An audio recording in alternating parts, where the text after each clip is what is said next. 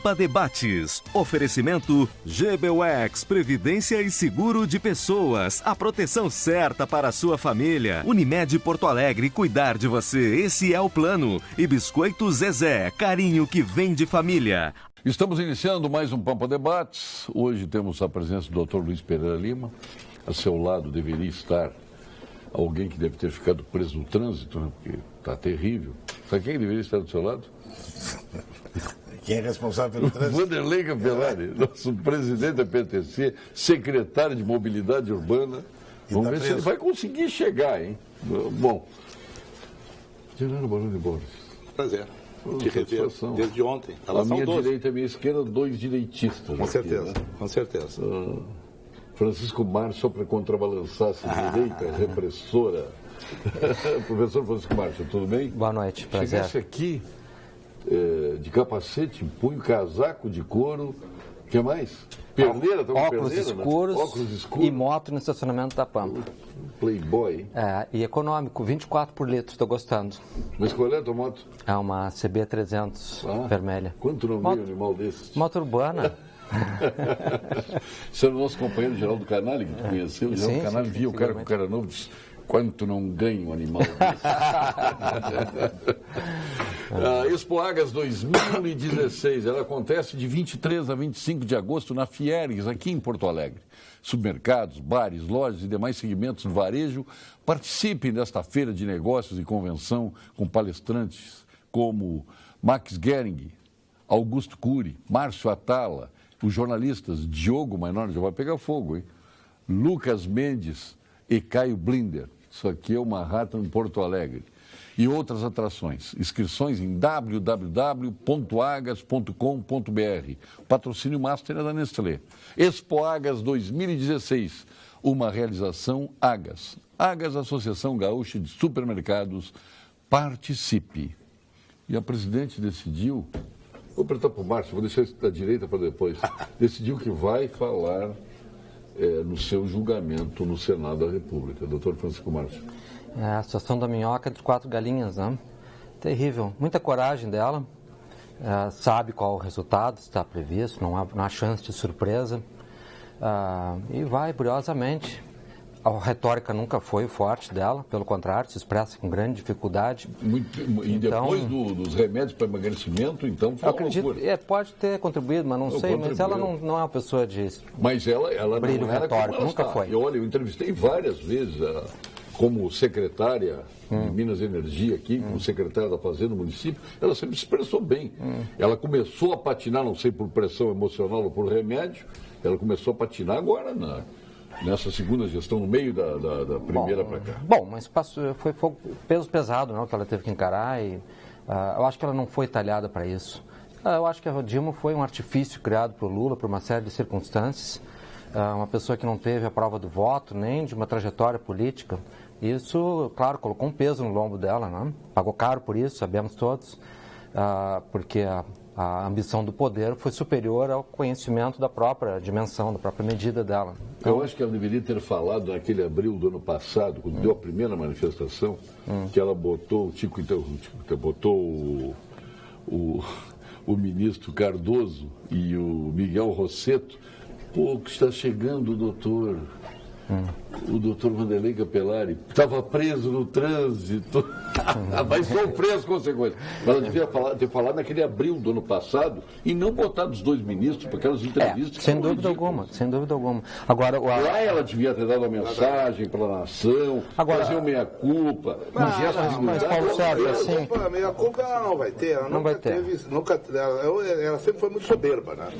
O doutor disse uma coisa que foi uma invenção do Lula, muito mais porque os grandes próceres, pré-candidatos, estavam na cadeia. Seriam, entre eles, o Zé Disseu, que seria, acho que me parece... Não, acho que nunca foi cotado, mas o Tarso, sim. Não, o Zé Disseu, o Mercadante, sim.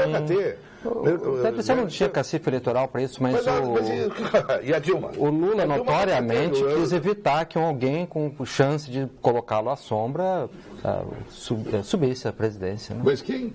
Quem teria o PT naquela ocasião, a não ser Dilma? Bom, eu acho que talvez... O Rigoto sempre disse agora, se a Dilma fosse candidata, ele não dizia isso, porque ele era candidato, se ela fosse candidata, na época, ao governo do Estado do Rio Grande do Sul, ela ganharia a eleição aqui.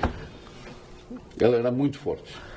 Ela era muito forte. Mas pelo PDT ou pelo PT? Pelo PT. Pelo PT. Já pelo PT. Já pelo PT. Agora, Paulo Sérgio e amigos, eu acho que o teor da mensagem que ela finalmente assumiu, deveria ter assumido muito tempo antes, é uma alternativa quase imperativa para o Brasil. Acho que a contestação ao Temer é vigorosa, a fragilidade política dele é medonha, impõe hoje um programa que não foi escrutinado nas urnas. Ela também divergia muito do que prometia, não há dúvida alguma disso, mas há um descompasso entre o exercício do mandato e, enfim, a vontade política.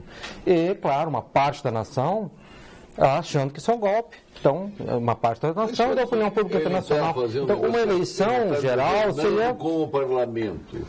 A Dilma, tem deputados, nunca foram recebidos pela Dilma. Ele recebe, se o cara ligar às 10 da noite, ele recebe o cara, ele está agindo corretamente. Ela jogou contra ela o tempo inteiro.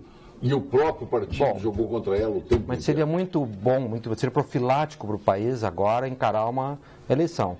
E a esquerda não defende isso, porque sabe que o mar não está para ela, não? Então não é um oportunismo isso. Mas é uma chance de tentar reconstruir uma base de legitimidade política que está muito frágil hoje. Nesse momento não é possível pensar em eleição. Isso, em primeiro lugar, isso é uma ideia petista. Segundo lugar, pensar em eleição tem que fazer... Eu não sou petista. Mas é uma ideia petista. Não estou dizendo que seja petista. É uma ideia... Não, eu estou dizendo que é uma ideia petista. Aliás, a ideia da Dilma, ela vai falando em plebiscito. Teria que fazer uma reforma da Constituição. Por que não fez antes? Pois é, e nós vamos esperar o quê? O Brasil vai ficar sangrando? Até quando? Até que venha um processo... Por favor. Ela podia ter feito plebiscito antes do processo. Não, tudo bem. Agora não. Faltou prudência. Porque, na verdade, ela quer que sangre, né? Sim, o propósito deles é sangrar. Foi o que ela fez, foi sangrar o país. Exatamente. Essa é a grande verdade. Mas é verdade que o Raul Castro está convocando para o invasão? Não. Tomara que venha, é ótimo que venha. Mas sabe que eu estou, não sei se eu vou poder assistir, se vou ter oportunidade de vê-la se defender nessa comissão, dia 29, parece que está marcado dia 29 às 9 horas da manhã. Eu achei que ia terminar antes. Não, é uma segunda-feira. Primeiro, ela tem uma dificuldade de expressão, e essa dificuldade de expressão é a dificuldade dela, isso é uma coisa dela. E quem não ela não era assim. Não, bom, mas ficou. E eu não conheço ela previamente, então eu posso fazer o julgamento do que eu conheço hoje. E essa dificuldade que ela tem de dizer o que pensa... Se pensa. Bom, isso eu não tenho essa pretensão de dizer... Se ela pensasse, se tivesse dignidade e não fosse soberba, ela teria parado de sangrar o país, pedisse, renunciasse, encerrava o processo, vamos embora ao centro, vamos seguir. Genaro, isso tu sabes que é difícil. Eu sei que é difícil. A soberba é um dos grandes desafios, né? Poucos chegam a esse. E ela foi colocada lá. Não compara o Getúlio com ela. Não, renunciou. Embrepado. Não foi aceito. Não, foi caçado. Não. Foi caçado. Não, parei um momentinho. Não, ele renunciou e depois seguiram o processo. Seguiram o processo. Mas ele apresentou a carta renúncia. Por favor. Mas não aceitaram. Aceitaram, sim, senhor. Não aceitaram, sim. Não aceitaram. Aos 47 do segundo tempo. Aceitaram, sim. Ele entrou com a carta de renúncia e não aceitaram, seguiram o processo e caçaram ele. Que foi mas que foi com a razão. Porque a cassação foi atrasado pelo trânsito, Capelari. Só um pouquinho, Berlim. Para introduzir. Não, cortamos a palavra do Luiz aí, desculpa. Parei só um pouquinho, só para introduzir, senão ele vai ficar ouvindo ali sem ter sido. Boa tarde a todos. Foi o trânsito? É um prazer, Paulo Sérgio está aqui. O trânsito me preocupa não por ter chegado atrasado, mas pela grande diminuição de movimento de veículos na cidade agora, hoje, em pleno dia 18. A crise está visível na nossa cidade. Hoje, os primeiros 15 dias do mês, nós temos um volume de veículos em circulação. Passando do 15º dia do mês, é visível. Eu estava lá agora olhando lá nas nossas câmeras que monitoram toda a cidade. As ruas, elas têm no mínimo de 15... Mas vem da cavalhada, das 7h30 para cá, tu vai ver. Aposto que se tu amanhã de manhã, Paulo Sérgio, observar e tu te lembrar dos primeiros dias do mês, amanhã tu terá um movimento de 10% a 15% menor do que os primeiros dias do mês. Vou deixar o Luizinho terminar, então. Não. Fica assistindo sem ser anunciado. Quem não consegue se expressar e dizer o que pensa, o que deve ser feito não será. Isso é simples. Agora, eu faço uma aposta aqui que no dia 30, ela, isoladamente, não tem capacidade de se defender. Então, ela vai dizer, se ela não responder, será uma vergonha, ela vai ficar exposta de maneira vergonhosa ao público brasileiro. Porque não tem graça alguma. Ela ir lá dizer o que ela está pensando, ou melhor, de repente, até ler, porque aquela carta não foi ela que escreveu, isso é certo. Isso é certo. O pronunciamento de 30 minutos vai ser lido, com certeza. Mas é comum uma pessoa dessa estatura ter assessores que ajudam, não? Isso é a coisa mais comum do mundo. Não existe mandatário do mundo que não tem um assessor que ajude a preparar a comunicação. Ou que escreva. Um colégio, às vezes ghostwriter. Isso é muito comum. Isso é da praxe do poder. Sim, mas ela não seria capaz de fazer um texto. Isso eu garanto. Fazer um texto com clareza. Mas se ela não consegue ter capacidade de expressão, saúda a mandioca. Saúda a mandioca, que há episódios por favor. deploráveis, mas que ela não tem capacidade de fazer um texto, uma afirmação... Não, um texto de bom nível. Há uma demasia Eu estou falando de um texto de bom nível.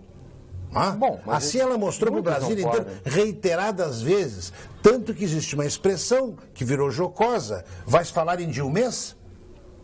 Mas, por favor. A fala dela na véspera da votação do Congresso foi retoricamente inatacável. Foi uma grande peça retórica. Eu sei quem a compôs, mas ela participou daquilo, elaborou. Foi uma peça retoricamente singular dentro da trajetória dela. Então, assim, isso varia. Lida? Foi lida? Foi na Câmara? Foi uma performance? Não, se foi lida, não tem graça. Eu quero ver de maneira espontânea. Mas o Obama vai falar um pronunciamento para a nação que ele não esteja com texto no teleprompter? Não, mas por favor. E é um grande retórico. O Clinton era um grande retórico. Os discursos do Obama são extraordinários. O Clinton, então, o Clinton era um... Também. Muito bem, mas a gente vê a capacidade no nível da resposta dela. Trump. Eu quero saber... Agora, o retórico é um veneno também. De quem fala muito bem, que dá nó em gota d'água. Eu não quero saber de ser vítima de prestidigitador da palavra. Mas também não é uma coisa boa. Sabe, muita mesóclise não resolve a equação. Mas isso é uma outra coisa. Tem que ter outra conteúdo coisa, mas texto. está na mesma área. O texto tem que ter conteúdo. Claro. E ela não tem conteúdo nos seus textos, a não ser uma série reiteradas de falácias que fez a nação. E essa é a grande causa do impedimento, futuro impedimento da presidente. Olha aqui, preconizar o separatismo hoje é crime, né? Tem o nosso amigo que ele não manda o nome aqui, mas ele preconiza a República Rio-Grandense aqui. Né? E diz que nós temos que nos livrar dos brazucas, né? Pelo amor de Deus.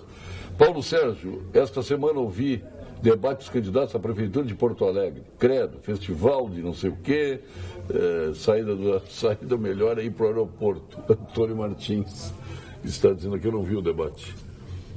Muitos candidatos... Fica prejudicado a troca de ideias. Essa questão do número de candidatos significa dizer o número de partidos? Não. Leia-se número de partidos? Também, eu acho que tem excessivo, né? Mas eu leio... O grande equívoco do Supremo foi ter dado pela inconstitucionalidade da cláusula de barreira. Não fora isso, nós teríamos hoje, não fora aquela decisão do Supremo, nós teríamos hoje 5 ou 6 partidos, que seriam o razoável dentro do contexto político brasileiro. O que nós temos hoje? Cada dia se cria um partido. Cada dia se cria um partido novo. Nós já estamos chegando perto dos 40. São partidecos de aluguel, cujo único propósito é vender espaço de televisão e ganhar uma parcela do fundo partidário. A soberba da Dilma era gigantesca. Ela não deu credencial ao embaixador de Israel e fez uma embaixada para um país que não existe, a Palestina. Tu que é um historiador, arqueólogo, professor, o que tu acha dessa dicotomia que o governo, no aspecto da convivência interpaís, viveu com o Marco Aurélio Garcia comandando a política externa brasileira? Havia uma conformidade, porque não era uma pessoa da trajetória do Itamaraty, e as ideias dele tinham um alinhamento... O Júlio de Gravataí. Um alinhamento socialista. que correspondia à índole do governo Lula, não tem dúvida alguma. Então, estava afinado com a índole do governo. E geralmente em conformidade, sem dúvida alguma. Agora, o Serra assume exatamente o outro lado do pêndulo, né?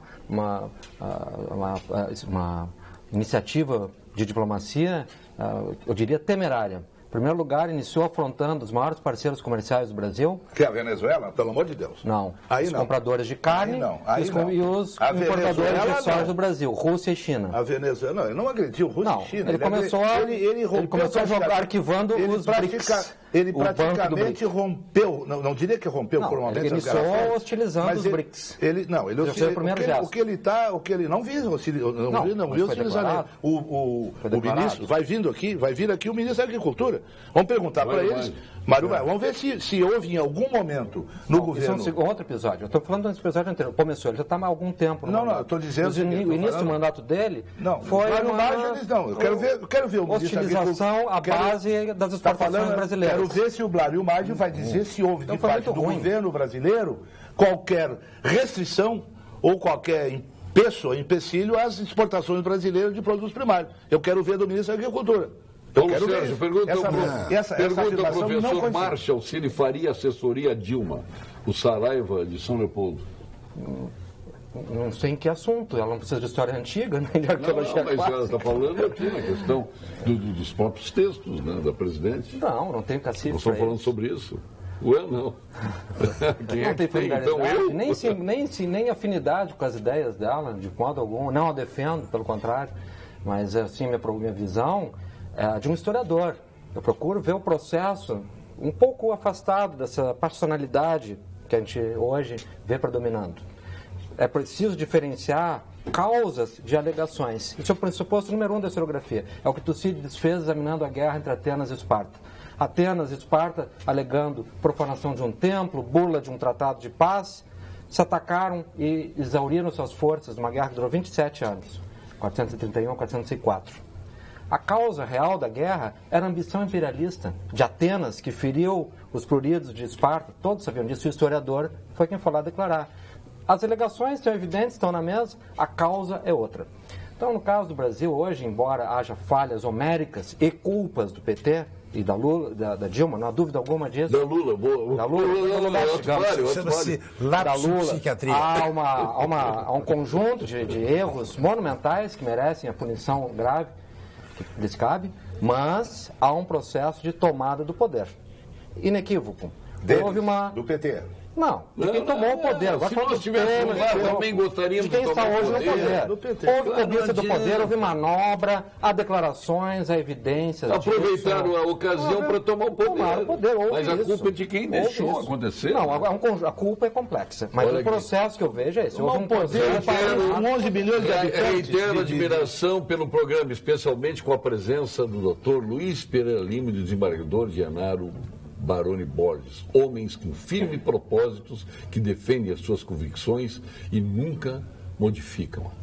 Paulo, mande um abraço para Cruz Alta, que hoje completa 195 anos. Maria Viana, lá de Cruz Alta. Muito bem, obrigado. Parabéns. Agora, coerência é o mínimo que se pode ter. Esse barbudinho aí é petista. Porque ele não assume o Chagas do IAPI, que é um barbudinho. Nós quatro. Tudo Tem quatro. Não vem falar que vai colocar carapuça. Quem é que vai colocar carapuça aqui? Bom, eu já me excluo. Aí é petista. O Luiz também, né? Nem dou importância. A minha barba não me identifica absolutamente com o Lula petismo. Tá vendo que isso, na verdade, hoje isso é dizer que é um defeito do indivíduo. Agora está sendo mostrado publicamente que isso chega, às vezes, quando se enxerga, às raias da enfermidade. Porque o indivíduo que não enxerga, eu mesmo vou chamar de golpe. E o mantra golpe para ver se pega numa parte da população. Mas não é.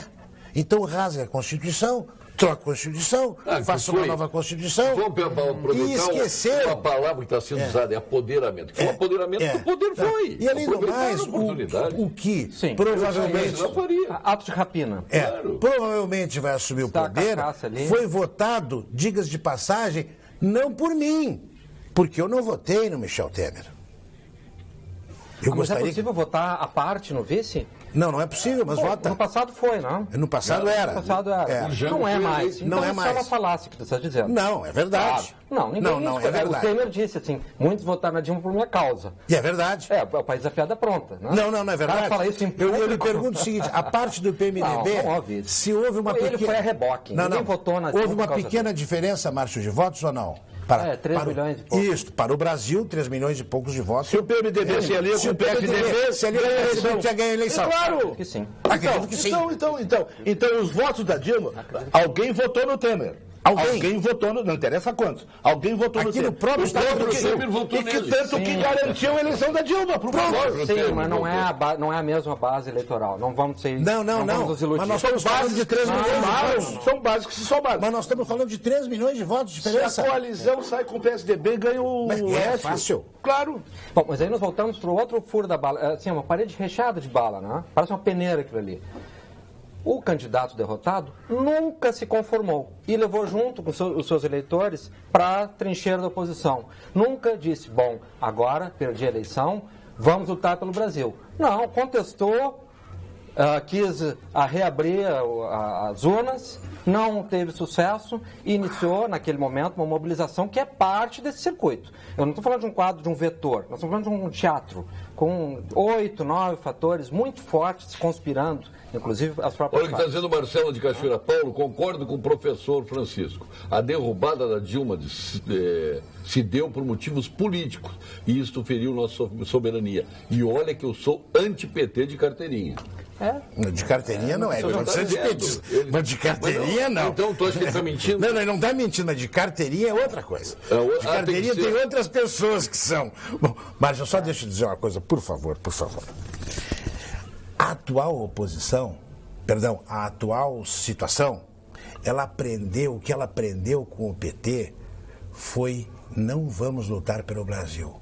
O PT nunca lutou pelo Brasil. O PT lutou para ficar no poder durante 30, 40 anos. Então, com o petista tem que ser o tratamento exatamente igual. E se não for igual... Se não for igual, fanaticamente igual... Tu lembra do Sérgio Mota? O que disse o Sérgio Mota? Não, o que ele disse eu não lembro. Deve ter Nós vamos ficar 20 anos no poder. Foi frase dele. Sim. Então, qualquer um que vê aquela corte, aquele poder, essa pompa... Quer 20 anos de palácio. Todos faz querem. O que puder por isso. Todos querem. Não, da cabeça branca. Então nenhum vai lutar pelo Brasil. Mas a regularidade. Você sucumbiu à ambição de poder, mas o PT, para se manter no poder, para se manter no projeto de poder, ele saqueou o Brasil. Saqueou o Brasil. Por isso. Acabou com o Brasil. O PP. Acabou com o Brasil. O PP... O PMDB... Coalizão. Do Lula. Liderado pelo PP. O Capelari... O PSB... Estavam tudo no mesmo governo. O Capelari... PP protagonista, a engenharia do saque à Petrobras é do PP... Que estava no governo do Lula e no governo do Lula. Coalizão. Sim, isso é evidente. É evidente que as diretorias onde houve o saque à Petrobras é do PP. Ali, né? Não. Vamos agora aqui no Pampa Debates ao momento do engenheiro para o nosso SENGE-RS. Momento do Engenheiro. Oferecimento SENGE, Sindicato dos Engenheiros. Nosso maior projeto é você. O Sindicato dos Engenheiros, doutor Genaro, alerta. A nomeação político-partidária para cargos públicos faz parte do jogo democrático e é fundamental para a governabilidade do país, do Estado e dos municípios. O que precisa ter fim são os abusos e ampliação sem limite destas nomeações, que tantos prejuízos causam à qualidade dos serviços prestados à população, sendo fator determinante para o desestímulo das carreiras dos servidores. E o problema não para por aí. A nomeação de leigos para cargos de responsabilidade técnica é ilegal, pois afronta a legislação vigente e normativas do Conselho Federal de Engenharia e Agronomia. Contra isto, o SENGE atua com vigor, identificando essas distorções, notificando os gestores responsáveis e encaminhando denúncias aos órgãos de fiscalização. Acesse o portal SENGE e saiba mais. Sindicato dos Engenheiros, nosso maior projeto é você. Não esquecendo que a Unicred é uma instituição financeira cooperativa que acredita que realizar é estar junto. Por isso, está sempre ao seu lado, transformando investimentos em resultados e oferecendo as melhores soluções para você transformar essas oportunidades em grandes conquistas. Quando você coopera com a Unicred, todo mundo coopera a seu favor. Unicred, mais valor para você. Doutor Capelari, chegando e-mails aqui em profusão. Esqueceram um pouco do senhor, essa crise na segurança pública do Rio Grande do Sul me deu uma folga. Mas Paulo o senhor está Sérgio... mais tranquilo, eu me sinto mais suave. Não, eu tô sempre tranquilo. Não, trabalhar na área de mobilidade, se for nervosinho, ele dura pouco, né?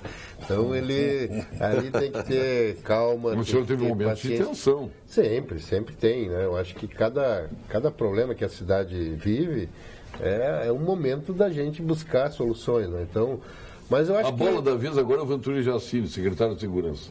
Mas eu acho que tem a Olimpíada agora também, tem um período propício para que a gente foque o nosso olhar para outras coisas. Mas a gente está trabalhando muito aí, né? Estamos chegando ao final da gestão do prefeito Fortunati, aí falta 4 meses aí. Enfim, temos que fechar isso bem, né? Temos que concluir uma série de obras, temos que concluir uma série de projetos.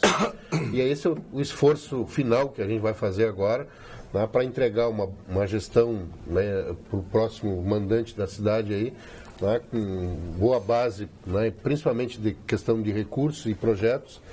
Hoje estamos, esse financiamento da CAF, eu acho que vai ser um legado que vai ficar para o próximo gestor, né, com projetos executivos, todos eles prontos para que o próximo gestor possa implementar. Eu acho que avanços importantes aí na próxima gestão, aí, seja quem for o nosso prefeito, aí vai ter uma base aí para continuar fazendo obras importantes para a cidade, né, e que, principalmente na questão da mobilidade, eu acho que foi quem se lembrar um pouquinho do que era a cidade em 2012, hoje ela está transformada. E eu acho que esse é o caminho, Paulo Sérgio. Alguma questão para o Capelari? Porque sempre leva pau aqui, porque não tranquilo o Capelari, sempre chega aqui, é um tiroteio em cima do Capelari. Mas o Capelari, eu quero te dizer bem da verdade, ninguém chuta cachorro morto, né? E tu és uma pessoa, quero dizer isso aqui, extremamente dinâmica, conhece o que está fazendo. Pode cometer seus erros, como qualquer um comete, e às vezes o que é erro para mim não é erro para o Genaro. Sim, claro. Então... Só solicitaria ao Capelari que, por favor, deixasse o pessoal passar nas sinaleiras. É esse assunto, Luizinho, que eu ia falar agora. Porque deixasse uma coisa enlouquecedora ter que parar numa sinaleira. Mas, Paulo Sérgio, ficar olhando para os lados. De madrugada? Não, de madrugada e, sabe, muitas vezes assim, lusco-fusco. Não, eu não paro. Não, mas não para, mas está sujeito a ser multado. Pode multar e perde a carteira. Não para e ele multa. Não. Não para e ele multa. Está havendo uma distorção nessa questão. Mas não é problema do dinheiro, é problema da morte? Não. Não, pois é, exatamente. Mas isso não eu troco a multa pela minha vida. Mas Genaro, doutor Genaro, telefone aqui. Mas não acontece isso desde a fundação da EPTC. Está muito claro lá no manual de procedimento que eu ajudei a elaborar lá em 1997. Uma orientação clara e muito precisa. Desde que o condutor tome os devidos cuidados. Não podemos virar um Bangladesh aqui, onde que ninguém se entende, que não tem orientação de trânsito. Tá? Desde que o condutor tome os devidos cuidados, observe as normas de segurança, diminua a velocidade, observe se não tem pedestre, observe se não tem trânsito transversal. Ele pode Isso passar. Pode ser feito rapidamente, não precisa parar e ficar olhando. Não. Claro. Perceber quem tem cuidado e quem não tem. Quem é que avalia isso, Capelari? Luizinho, o treinamento de um agente de fiscalização, ele tem que ser acima da média, ele tem que estar ali, né? E olha, não temos uma reclamação nesse sentido, não temos um recurso nesse sentido. É verdade. Tá? Então isso já é uma prática consolidada, não existe essa questão de, vamos botar um fiscal lá no cruzamento tal, às 2 da madrugada. O que nos interessa isso? Não nos interessa isso. Nós temos que coibir questões que vão gerar acidente. alcoolemia, alta velocidade. Não, isso é outra coisa. Não, mas é isso. Nós não vamos fazer mas não precisa disso. Não precisa fazer e às 3, eu vou de curioso. Tá bem. Eu estou às 3 da tarde numa esquina qualquer. Ah, bom. 3 da tarde. 3 da tarde. Não vem ninguém. Tá bem. E o sinal está vermelho. E aí vem um sujeito com uma certa desconfiança que vai lhe abordar. É isso? Não. Nem espero. Eu olhei para um lado, olhei para o outro lado. Não vem carro. Eu posso seguir ou não? Não pode, 3 da tarde não. Não, estou perguntando. Aí é anarquismo. Mas aí não tem como a gente... Então daí que dá morte. Não. E daí que dá o assalto. Não. Ou então com avisar que tem um sujeito... 3 da tarde, hein? Não, 3 da Forte. Não. Eu estou perguntando. 3h30, quem sabe? Não, da manhã, 3 da manhã, não era isso que eu queria dizer? Bateu a Dilma, é 3 da manhã. Mas olha só o dilema, Luizinho. Eu olho. Nós auxiliamos, inclusive, solucionar o caso lá da morte da médica, lá, que é uma tragédia. Nossas câmeras, tantas, né? nossas câmeras foram fundamentais e filmaram todo isso é uma coisa boa. Agora vocês vão fazer o cercamento da redenção. Né? Hoje a tecnologia tem que ser feito isso. Mas veja o dilema. Ela está num cruzamento que não tem como ela ultrapassar. Se ela ultrapassar, ela vai gerar acidente. Sim, então vinha gente do outro lado. Mas Sertório... Aí tudo bem. Tudo bem. 24 horas por dia. Como é que tu vai... Que horas foi, 7h30 da tarde. 19h30. 19h30. É uma tragédia aquilo. Não tem. Agora viu com as câmeras, né? Vi esses atletas aí, os 2 americanos, que as câmeras pegam. O que vão leva levar ali? É primeiro mundo. Nós estamos Lá falando de eles vão atleta. pagar o pato. Olha aqui, atleta, todos com formação universitária. Como é que eles fazem isso, tio? Sim, mas e o presidente do comitê irlandês? Sim, não. Velho decrépito, né? Já saiu de cadeira de roda, foi preso, estelionatário. Um velho estelionatário, presidente do comitê irlandês, mas que é isso? Mas o que leva? Vem roubar no Brasil. Mas o que não chegam os nossos ladrões, os caras vêm pra cá. Porque é mais fácil. O que houve? É mais fácil. Qual é o problema de inventar um assalto? Eu acho que a piranha lá tomou a grana deles. Claro. Né? E aí quis justificar e tal, levou os documentos. Mas chegaram festeando na própria Estavam vila. confessadamente mamados. Não vou atribuir a culpa unicamente ao álcool. O problema, não vai fazer isso. O problema é que nós voltamos a falar da criminalidade. Esse é outro tipo de crime. Né? O problema da criminalidade, o Capelari, que as câmeras ajudam, mas o problema é que as câmeras refletem a tragédia anunciada. Não ajudam. Ajuda na identificação, pelo menos. O Laírson Kunzler foi assassinado, foi filmado, teve testemunha, e vai lá, juiz absoluto. Não, isso é outra coisa. Bom, isso aí é outro problema. É outro problema, não. Esse é um problema sério. Não, é um outro problema, mas é um problema sério. Agora, se tu fores olhar, e vem ao encontro do que tu está dizendo, se tu fores olhar, mais de 80% dos crimes de assalto e tal, são feitos por pessoas que ou têm antecedentes criminais, ou saíram do presídio, ou estão com aquelas tornozeleiras ridículas que ele mata com a tornozeleira, não é assim? Né? Ou então ele está em serviço domiciliar ou serviço externo e sai para a rua. E esse cara que está em serviço externo, ele vai dormir no presídio, ele está muito mais protegido do que nós, porque ele vai para dentro do presídio e fica lá bonitinho, né? E sai de manhã e vai assaltar. Então 85% são esses caras. Então o problema é um problema penal e é um problema penitenciário. É um problema, porque esse pessoal tinha que estar preso. Nossa, não pode estar solto, hein? É verdade. Concorda comigo? Concordo plenamente. Tinha que estar preso esse pessoal. Não pode estar solto um homem desses. Tem antecedente, já matou, é traficante. Vai para a cadeia, fica lá. Pelo menos sai. Porque uma das finalidades da pena, a primeira seria puni-lo porque ele cometeu o crime. A outra finalidade seria puni-lo para que ele não volte a punir. E aí que então tem a delinquir. Sim, a delinquir, não volte a delinquir. E aí então vem o propósito de salvaguarda da sociedade. Então, tira do meio social porque ele é um desajustado. Cometeu um crime, bem ou mal, cometeu, foi condenado. Tira do convívio. Ele não pode conviver. Agora, esse cara sai toda hora e vai lá para a rua e mata e depois vai para dentro do sistema prisional aberto, ou coisa do jeito. Protegido pela Mas própria a pergunta que deve ser feita é o seguinte. Esse indivíduo, que é o marginal, ele se sente extremamente seguro. Claro. Quando ele, no início da sua carreira, porque hoje é uma carreira, daqui a uns dias, se o PT continuasse no governo, provavelmente eles teriam carteira assinada e recolheriam fundo de garantia. Mas isso eu não duvido. A aposentadoria precoce. Aposentadoria precoce. Aí esse indivíduo ele vai ser condenado primário a quantos anos? 20 e poucos anos, no máximo. Que cumpre 3, 4, 5. 3, 4, 5. Um terço. Mas fica um sexto. Um sexto? Um sexto da pena. Um sexto da pena ele cai fora.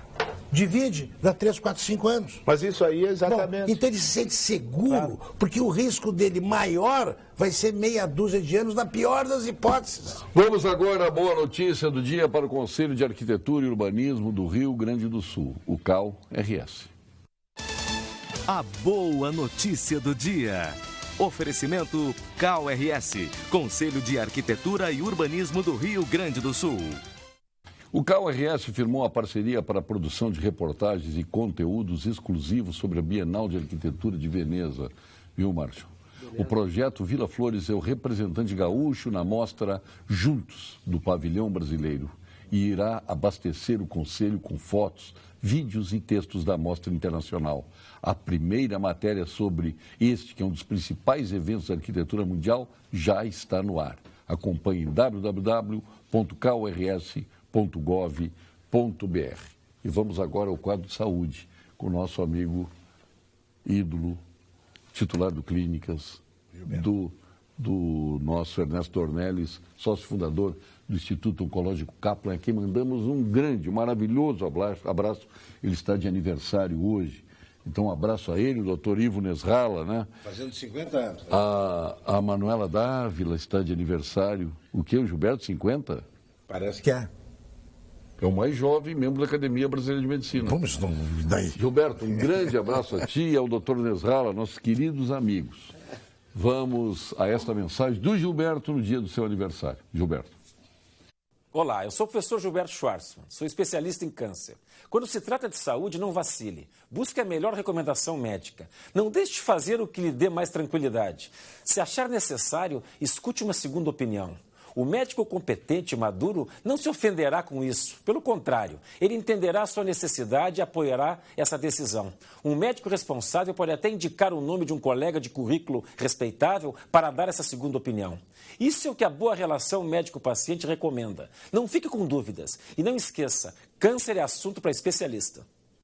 Mário da Luz de Camaquã, boa noite, tudo bem? Ontem observei a discussão acalorada em relação a direitos e deveres e a religião, em relação à França, onde a divergência entre o Nestor e o governador Rigoto, ambos estão certos e errados. Certo porque existem mulheres que querem seguir a cultura islâmica e aquelas que não querem. A França, como na Europa, são países racistas, xenófobos em sua gente, tanto colonizador como no trato de dominação do mundo. Dizimaram povos, criaram ditadura imposta. Sua visão é de império, entre outros, e por aí vai, é longo o texto dele aqui. O Mário da Luz, que está de Camaquã, mandou esse texto. Ontem a briga foi feia aqui, hein? Do Rigoto com o Nestor. O Rigoto defendendo que as mulheres devem usar burcas e tal. Burkini. Burkini, é? Falava do burkini. O debate foi... uma coisa. A única pergunta que eu faço... Qual é a diferença da burca e do burkini? O burkini é para tomar banho. É um traje de banho de acordo com a Sharia. Isso, é um biquíni. É o biquíni da burca. É o biquíni. Agora eu consegui entender. A pergunta que eu faço é a seguinte: na França, não está sendo, ou era pelo menos até há pouco tempo, permitido o uso desse burkini, ok? Eu quero saber se lá nos países muçulmanos pode ir para a praia de fio dental. Nos países ocidentais, 50 anos atrás, acho que dava cadeia também. Então os costumes mudam culturalmente, né? A condição feminina, não, quero dizer, no meio árabe, inequívoca, é uma coisa deplorável. E um paradoxo, eu na minha cadeira de História Antiga 1, estudamos o Código de Hammurabi. A condição feminina, naquele texto de 1750 a.C., é muito melhor do que a condição feminina hoje, no meio islâmico. Então veja que paradoxo horrível, que houve um recuo, uma degradação, que é evidente. Então há um discurso muito ambíguo que procura defender que há um prestígio da mulher na cultura islâmica, mas há vários casos de violência, violação situações que não são apenas a sensibilidade ocidental cobrando do Islã uma modernidade que é ocidental. Que são casos de um grau de dignidade humana que não é praticado. Vladimir de Pelotas, não percebem quem pagará com este golpe? Será o povo, pela insegurança de nossa democracia, na qual não se respeita a votação de 54 milhões de votos. O presidente do Tribunal de Justiça do Rio Grande do Sul disse que o Sartori fez pior que a Dilma e ninguém fala em cassação. Tem um processo, tem um pedido de impeachment do governador Sartori. Quem pediu? Não sei quem foi, tem um pedido de impeachment dele no órgão especial do Tribunal de Justiça. Que a pedalada é daquilo que eu há pouco comentei, é uma das alegações. Isso aí é completamente irrisória, não é causa da queda da Dilma, é apenas uma alegação, um argumento. O caso do Sartori, por exemplo, pagou os funcionários com um empréstimo que o funcionário deveria fazer no Banrisul, quer dizer, que é grau maior de pedalada, ainda por cima com ônus, com encargos, com perda de tempo e tal. Então, assim, não vamos ser ingênuos de achar que ela está sendo deposta pelas pedaladas. É um quadro de outra natureza. Deposta pelo que o Capelari disse há pouco. É um conjunto de causas. O Capelari disse que não tem mais carro na rua. A crise chegou. Ela está sendo deposta. Vai se agravar? Não, vai se agravar muito, mas a causa, o fator etiológico, ela fez. Quem está depondo a Dilma são 12 milhões de desempregados. Quem está depondo a Dilma é a destruição, assalto à Petrobras, assalto à Eletrobras. Compõe os quadros. Compõe os quadros. Como compõe? Isso é parte das causas. Sim, não, eu estou citando algumas que eu estou lembrando. O PMDB não estava envolvido nisso? Sim. Olha aqui, por favor, do que estão reclamando, fique feliz e aplauda o Temer. Não era isto que queriam? Então aplaudam. Por que todo este mimimi? Vamos falar de outra coisa, tipo, quais as medidas que irão tirar mais direitos dos trabalhadores? E chega de impeachment, Dilma, Lava Jato, golpe político já foi dado, não adianta chorar. Não, tem que tirar muitos direitos dos trabalhadores. Muitos. Para que o país volte a crescer. Dos trabalhadores? Mas vem cá. O problema são os trabalhadores. Não. É só uma empresa. Quanto custa para uma empresa um trabalhador? Não são trabalhadores, é a lei. A lei, evidente. É como o crime. O crime não são as pessoas que estão fazendo o crime. Estão fazendo o crime porque a lei é leniente. E ampliar os benefícios via BNDES, isenções fiscais e camaradagem com o sistema financeiro. Eu não sei porque sempre vai dar vigor à comparação. Isso é a comparação da esquerda. Quem fez isso foi o PT. É a comparação da esquerda. O PT que fez. Sempre que se fala uma coisa, a esquerda vem com esse discurso. O problema é o seguinte, a legislação trabalhista, ela está na mão inversa da modernidade. A legislação trabalhista vem da Carta de Lavoro, de Mussolini, no início do século passado. E depois, com a Constituição de 88, os direitos trabalhistas foram engessados na Constituição. Isso é um custo Brasil que brutal. Não tem... Brutal. Então isso tem essa modernidade, tem que pensar na modernidade, tem que pensar isso aí, isso é custo Brasil, não é tirar direito daqui de lá, é abrir o espaço para que tenha emprego. O que se quer é emprego. Mas quem foi, eu quero saber o seguinte, vamos tirar o PT. Não estou falando do PT. Quem é que criou essa legislação trabalhista? Getúlio em 40. Porque aí tinha razões. Tinha todas as razões. Porque esse monte de penduricado no salário, que o trabalhador ganha 100 e é cobrado mais 100. Exatamente. O trabalhador não vê acordo. Exatamente. Esse é um dos erros. Paulo Sérgio, que tem que ser mexido. Aqui, não é centro ou esquerda que vão resolver esse problema do Brasil. O Brasil precisa de uma mudança profunda. Continua. E para que bater no Capelari? O Estado sempre tem desculpa para seus atos. A multa está aí. Toda vez que se recorre, se perde. Ninguém ganha. Então, passar o sinal vermelho, mais multa, doutor Luiz, mais multa. O Gilson Pérez está dizendo aqui. Nós tergiversamos, tu comandaste um ataque ao Capelari, levamos para a segurança, agora para as questões, e o Capelari ficou feliz com isso. É o telespectador que comanda. Veio aqui, do uma arena política. Para o cidadão aí. A arena é proposta pelo telespectador. Mas nós estamos na Olimpíada, então muda de esporte. Aí o canal está transmitindo boxe, daqui a pouco passa para o badminton, o esporte. E por aí vai. Mas a questão do recurso, Paulo Sérgio, é que hoje existe muito recursos que são mais protelatórios do que realmente buscam um direito ali ou um erro formal da aplicação daquela penalidade. Então hoje isso está abarrotando as juntas de julgamento, e isso está dificultando, inclusive, ao órgão, né, tanto o município como o Estado, como o Conselho Estadual de Trânsito, a realmente cumprir o seu dever de julgar aquilo com toda a isenção, porque a quantidade de recursos que não tem nenhum fundamento para que aquilo seja visto.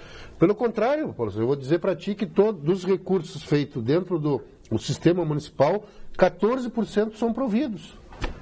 14%. Ou por falha formal da autuação ali, ou porque realmente por mérito do recurso. Eu não conheço ninguém que tenha passado já. Estou te dizendo que, em média, 14% dos processos de recursos são providos. Tá bom o debate. Tem que perguntar ao Capelari por que precisamos a descida Dom Pedro em direção ao aeroporto, final da tarde, ter 3 ou 4 agentes de trânsito para multar quem pega a pista de ônibus. Precisa 3 ou 4 para gerar multa, doutor Capelari? Está sobrando agentes? Vinícius Micaelsen. Não, é impressionante esse tipo de questionamento, Paulo Sérgio. Por quê? Ali tem um corredor de ônibus, tá? Todo cidadão, eu passo ali todo dia, bem às 7h30, 15 para as 8. Tá? Passo ali, vejo todo mundo andando direitinho na sua fila. Aí o cidadão sai lá de cima, lá da Dom Pedro, passa todo mundo pelo corredor de ônibus, tranca o ônibus ali, que está cheio de usuários, de pé inclusive no ônibus ali, e ele passa lá pela fila lateral e vai embora. Na Cavalhada também ocorre isso com muita frequência. Então, assim, é um cidadão que está reclamando de um jeitinho que ele quis implementar. E aí ele quer o quê? Isso é uma irregularidade flagrante, nem tem que se discutir. Pois é, mas ele está reclamando disso. Né? Isso aí não, Agora, isso aí não. Eu vou lhe dizer assim, muitos é brasileiros vão ao exterior, Europa, América do Norte, Austrália, Japão, e voltam admirados com a serenidade do trânsito. Vem nisso um grau de civilidade, de fato. É verdade. E é de fato. Tu tens tranquilidade, tu atravessa uma rua com segurança. E eu não sei, estou lhe consultando aqui, isso não seria devido ao valor que tem a faixa de pedestres nessas culturas do trânsito? Com certeza. Não há... Eu estava nos Estados Unidos, a convite do governo americano. Eu fiquei 15 dias visitando várias cidades. Estava em Washington quando o governo entrou uma lei nacional obrigando o motorista a dar preferência ao pedestre. Multa variável de $250 a $500. Uma semana depois que eu estava lá, a maioria, não vou dizer que 100%, porque ainda tinha motoristas que não paravam na faixa de segurança sem sinaleira para dar preferência ao pedestre. Era isso. O motorista desrespeitou, estava lá, eu estava no hotel a duas quadras da Casa Branca. Eu descia de manhã, ia caminhar antes dos compromissos e fiquei observando 2 dias um policial parado atrás. Ele chegava de moto, estacionava atrás de uma moita, que tinha ali uma arvorezinha ali do lado do hotel. Não, foi lá que tu aprendeu isso. Não, Paulo, a gente não faz isso aqui. Ele parava ali exatamente para multar. Para verificar qual é o motorista que não parava numa faixa de segurança que tinha ali, bem na avenida ali. Mas todo santo dia. Tá, e quantos assaltos tinha ali? Nenhum. Mas o nosso problema é esse aí. Então, os nossos agentes de trânsito recebem essa orientação de que a prioridade, porque estou falando de um fundamento, não? Sim. A prioridade é a faixa pedestre. Porque eu não os vejo coibir o abuso que impera contra o pedestre. Mas a gente tenta todo dia, professor. Eu estive a convite também num seminário, agora há pouco, em Gramado. Placas de Porto Alegre, parando lá na faixa de segurança. Aqui não para, né? Não sei como ela tem segurança. Lá é o Luiz Pereira Lima. Lá ninguém pode andar, lá não tem assalto. Aqui é morte. Não, mas eu acho que... Se o bandido chegasse para mim e dissesse, eu estou sem arma aqui, eu estou sem arma, me dá um dinheiro aí. Canibalismo aqui, então, por causa da segurança. Não. Aqui nós vamos matar todo mundo, então. É uma loucura, porque não existe punição. Eu não paro na faixa porque eu posso ser assaltado, mas mata um pedestre. Mas não é só isso. Tem a arrogância do motorista também. Tem. Vou dar um exemplo muito meu. bem. Eu venho pela André da Rocha, do túnel, e vou entrar à esquerda na João Pessoa, diante da Casa do Estudante. Tem uma faixa de pedestre ali, tem uma universidade, enfim, um lugar de intenso fluxo. O que eu devo fazer se tem um pedestre atravessar ali? Parar o carro e pedir que o pedestre atravesse. Eu faço sistematicamente, até de moto já fiz isso ontem, para meu desespero, porque evidentemente vem atrás um afobado com toda a fúria, não? Sinfonia de buzina. E eu tenho que quase que suplicar para o pedestre que é para atravessar. E eu não abro mão, o pedestre tem que ir, eu paro, pode buzinar, me dá até prazer ouvir. Eles se sentem encorajados porque ele acha que o outro do lado não vai parar. Não vai parar e vai morrer. E o motorista também não para, ninguém para, não?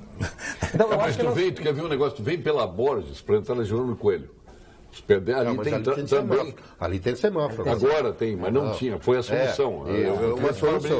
Foi uma solução porque ali não tinha, era um conflito permanente entre pedestre e automóvel. A gente definiu que era melhor colocar um semáforo, que daí fica regrado o tempo de cada um. Vai crescer agora, mas esse é um pivô de discórdia, que é os carros de som. Uma óbvia transgressão às leis ambientais, porque causa poluição sonora, mas quem está produzindo isso é um veículo.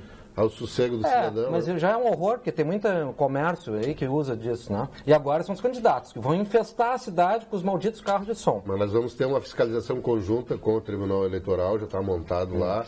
Vamos fiscalizar isso. Quem exceder os limites dos 80 decibéis, que vai ser medido em vários postos. Vai acontecer o quê? Vão medir. Sim, aí? Vamos recolher. O tribunal recolhe o caminhão. Não adianta nada. Tinha que tirar o candidato de circulação. Mas, bom... Você me entendendo? Pode até chegar a crime... Pode até, não sei, não conheço nada. A lei brasileira é branda. Se disser assim, olha, eu não sei, mais de 80 decibéis, seja o que for, o senhor perde a possibilidade de ser candidato... Termina esse problema. Agora, olha aqui, vai ter recurso, vai ter isso, vai ter aquilo. Marcelo Zimowski, lá de Santo Ângelo. Se o cidadão de bem tivesse acesso ao porte de arma, a segurança não estaria o caos que está. O ladrão não tem medo, pois sabe que a população está desarmada. Aí gera todo esse problema, inclusive o caos no trânsito. Uma das causas, ele tem toda a razão. Vamos ao ponto final, com FCDL, SPC, Gimo e Facinep.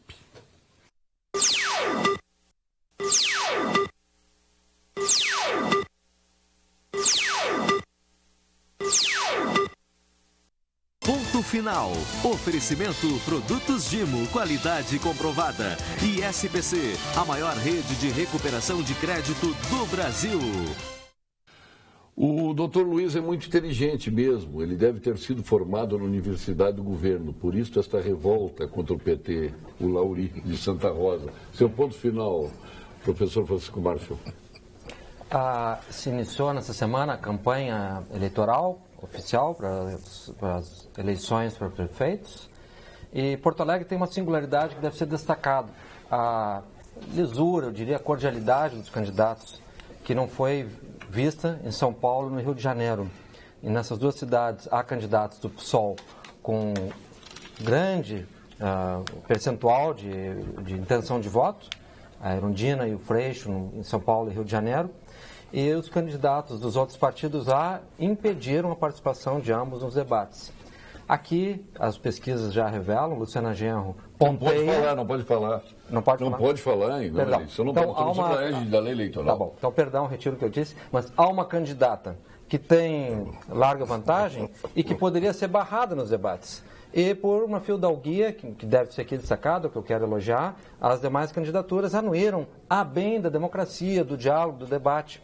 Então, houve um ato de urbanidade aqui que deve ser sublinhado, acho muito interessante. E quero recomendar ao nosso espectador que não deixe de ir ao Margs, que não foi ainda ver a exposição Artistas e Ilustradores da Editora do Globo, que é uma das melhores exposições da história do Marx, que pega as obras de João Fário, Nelson Bueira Friedrich, Gaston Hofstadter, e aquele projeto editorial extraordinário, e as obras desses artistas. A exposição se encerra nesse domingo, e não pode deixar de ver esse momento riquíssimo da história da cultura no Rio Grande. Genaro Baroni Borges.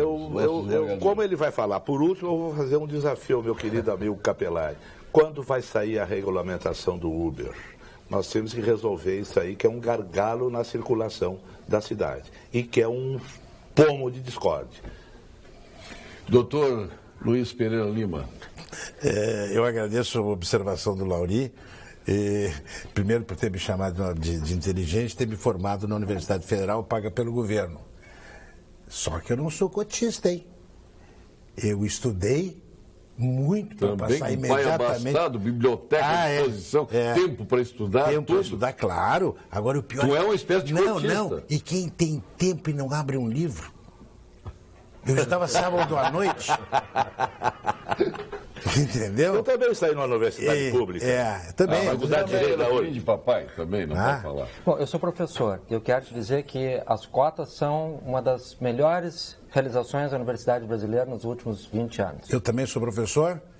Então, assim, trabalho na Universidade Federal. 20 anos que eu vejo aquele quadro a disparidade é espantosa. Bom, mas é um desafio a nós, né, docentes, achar um caminho para integrar aquele... Não tem nada de integrar um gênio com outro que não é. Mas isso é universidade. Não.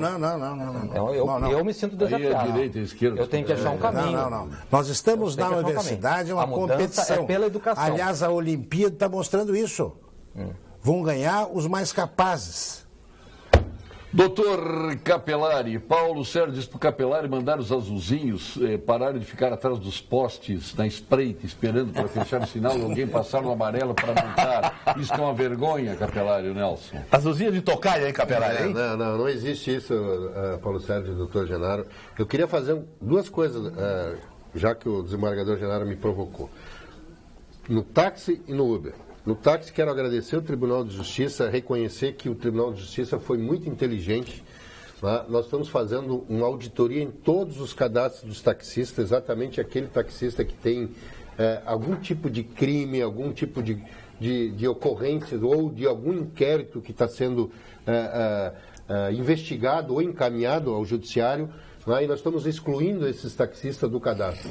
Nós já excluímos mais de 300 taxistas e agora tivemos reconhecimento que é uma prerrogativa do Poder Público em relação a não permitir temporariamente que ele exerça essa atividade, porque ele está trabalhando, está prestando um serviço às pessoas.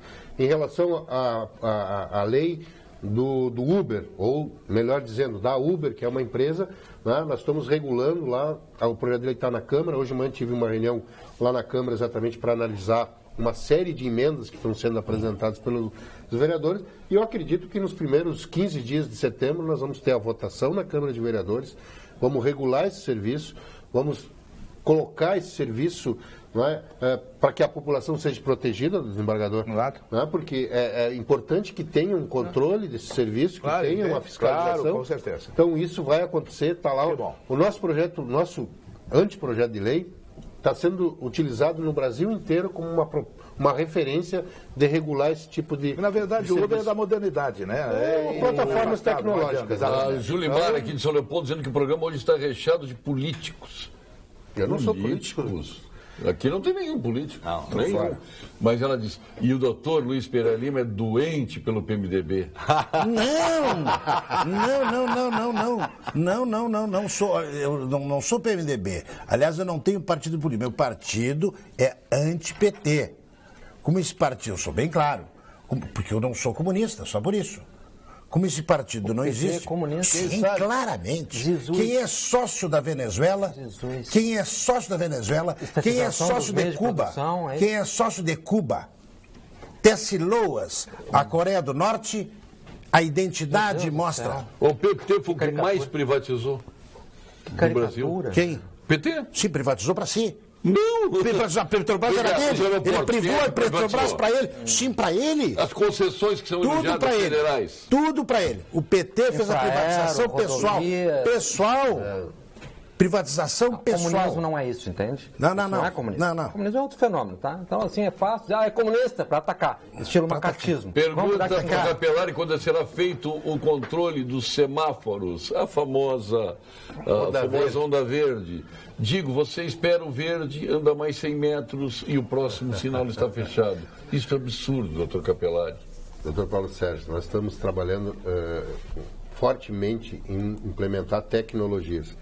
Todo o sistema de gestão de tecnologia é o que resolve o problema. Nós implantamos lá na Nilo Peçanha um sistema de controle em tempo real de 12 cruzamentos. Melhoramos lá em 30% a fluidez daquele trecho da Nilo Peçanha, e vamos implantar em breve na Ipiranga. Né? Hoje o sistema está todo conectado. Foi feito um grande investimento em 2013, pré-Copa, né? Colocando uma comunicação via fibra ótica nos 1.156 cruzamentos com sinaleira em Porto Alegre.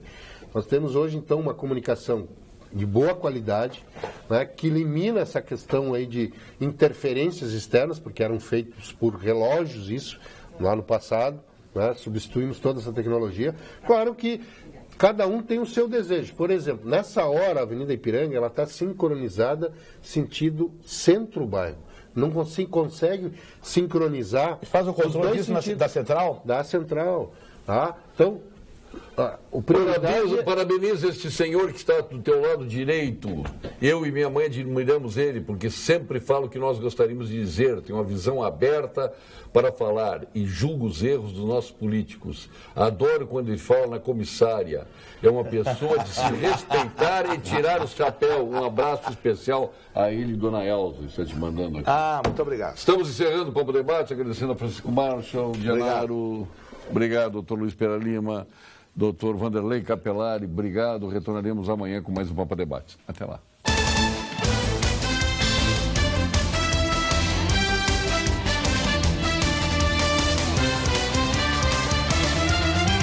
Pampa Debates. Oferecimento GBUX, Previdência e Seguro de Pessoas. A proteção certa para a sua família. Unimed Porto Alegre, cuidar de você. Esse é o plano. E Biscoito Zezé, carinho que vem de família.